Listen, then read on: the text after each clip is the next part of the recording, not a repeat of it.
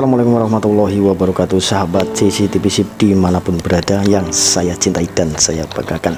Terima kasih yang selalu terus mendukung channel ini supaya channel ini tetap berkembang dan selalu ada di hati Anda. Kita ketahui perkembangan teknologi dari zaman ke zaman semakin berkembang dan itu harus kita terima dalam kehidupan sehari-hari kita. Era tahun 1980 hingga 1990 di negara kita, terutama di wilayah pedesaan itu, sahabatku, masih sangat sulit untuk mendapatkan pasokan listrik dari negara.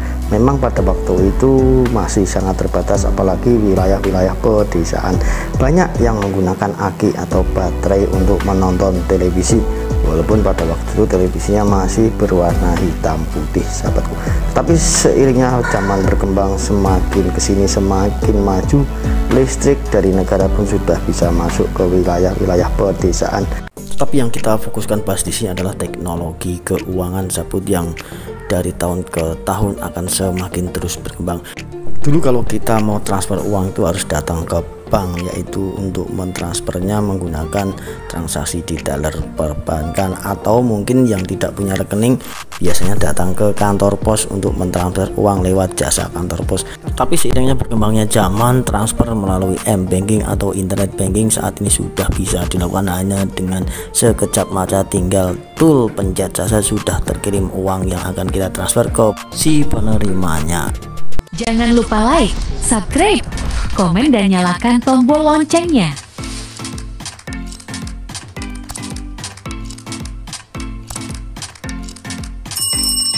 Tetapi sahabatku, masih banyak yang belum percaya tentang perkembangan teknologi keuangan digital saat ini yang berkembang. Kita ketahui seperti Bitcoin adalah mata uang kripto atau jenis aset digital cryptocurrency bagi wilayah negara yang tidak mengizinkan alat tersebut sebagai alat pembayaran yang sah di negaranya.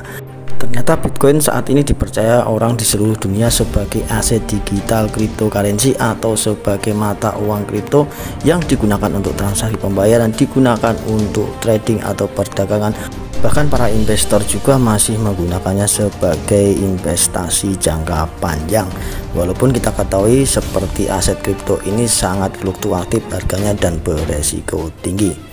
Maka dari itu muncullah Pi Network atau orang lebih mengenalnya dengan Picoin, yang saat ini project Pi Network ini sudah mencapai titik akhir, yaitu di fase enclosed mainnet, karena sebentar lagi ekosistem terbentuk kuat dan akan open mainnet dan bisa digunakan oleh seluruh masyarakat di dunia.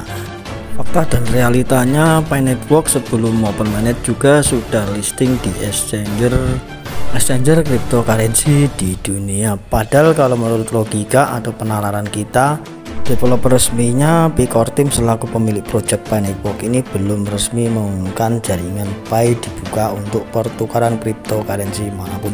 Tetapi para investor sudah pada minat dan memperdagangkannya, walaupun itu sebagai token IOU. Dan untuk perdagangannya itu tidak bisa keluar dari exchange tersebut, hanya di dalam satu exchange atau tidak bisa arbitrage. Di sini aja kita bisa melihat kualitas dan kuantitas dari koin Pi Network ini. Di samping itu lebih dari 1.800 aplikasi perusahaan digital yang sudah terdaftar dalam hackathon Pi Network di tahun 2023 ini. Itu pertanda bahwasanya Pi Network ini bukan main-main proyeknya, dan ini akan menjadi mata uang kripto global dunia yang bisa menstabilkan perekonomian di dunia. Bahkan dari International Monetary Fund juga sudah melakukan pertemuan dengan Bapak Nicholas Kokalis terkait dengan masa depan dari Pi Network nantinya. Banyak juga sih yang mempermasalahkan tentang KYC di Pi Network ini. Loh, kenapa ada KYC padahal itu mengambil data pribadi seseorang? Sedangkan tujuan dari project ini adalah mata uang kripto global yang terdesentralisasi. Ya, perlu diketahui sahabatku bahwasanya pentingnya KYC adalah supaya tidak ada akun ganda, itu yang utamanya. Kemudian agar para teroris juga tidak bisa dengan mudah menggunakan jaringan Pi Network ini untuk mendanai sebuah terorisme, atau mungkin pelaku tindak kejahatan pencucian uang juga tidak bisa bermain-main semena-mena dalam jaringan Pi Network ini. Kortim harus mengurus berjuta-juta manusia untuk menyelesaikan KYC-nya, dan itu semua harus sabar karena perlu proses dan secara bertahap. Kemudian pembentukan ekologi ekosistemnya juga harus terus berlanjut agar proyek ini segera sukses dan bisa menjadi mata uang kripto global dunia. Dr. Nicholas Kokalis juga sudah memperhitungkan total maksimal supply koin yang ada di blockchain explore-nya PiNetwork ini, kemudian berapa total yang akan diberikan kepada para pionir, kepada validator, bahkan kepada referral yang diajak untuk memperkuat komunitas ekosistem ekologinya dari PiNetwork ini.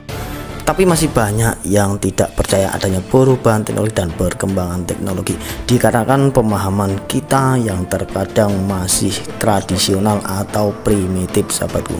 Karena pemikiran mereka masih berpatokan pada teknologi saat ini yang mereka gunakan, atau mungkin secara nalar logika pemikiran mereka tidak masuk akal, padahal sebenarnya tidak ada yang tidak mungkin terjadi di dunia ini. Bitcoin yang harganya ratusan juta dulu, sahabatku, juga diketawakan orang dan itu tidak masuk akal atau tidak masuk logika. Nyatanya saat ini Bitcoin juga harganya masih terendahnya di angka 250 jutaan. Sahabat CCTV dimanapun berada yang saya cintai dan saya banggakan, agar pikiran kita terbuka menerima teknologi perkembangan zaman ini, dan agar supaya kita tidak tradisional atau tidak primitif dalam cara berpikir kita menerima perkembangan teknologi. Kita ambil contoh saja dalam kehidupan kita sehari-hari dalam segi manajemen keuangan informasi, sahabatku. Anggap aja ada seorang pakar keuangan ngajar ilmu manajemen keuangan, dan ada juga mahasiswanya. Anggap saja si A ikut dalam pembelajaran. Dalam teorinya sang pakar akan menjelaskan begini untuk mengelola dan menata keuangan agar kita menjadi orang yang sukses dan kita bisa kaya raya. Tetapi dalam fakta dan realitanya ternyata mahasiswa ini lebih cerdas, sahabatku.